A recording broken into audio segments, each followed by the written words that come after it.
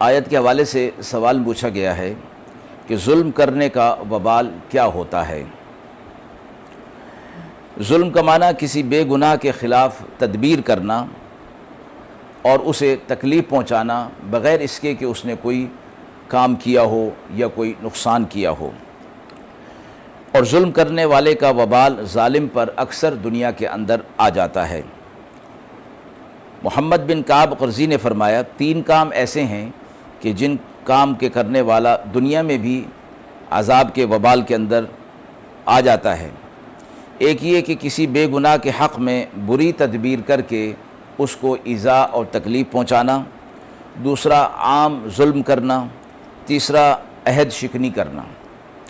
خصوصاً کسی ایسے ظلم ایسے شخص پر کیا جائے جو بے کس اور بے بس ہو، مجبور اور کمزور ہو اور انتقام لینے کی قدرت نہ رکھتا ہو، یا انتقام کی قدرت تو رکھتا ہو لیکن اس کے باوجود وہ صبر کرتا ہو۔ اس پر ظلم کے وبال سے دنیا میں کسی کو بھی بچتے ہوئے نہیں دیکھا گیا۔ وآخر دعوانا ان الحمد للہ رب العالمین۔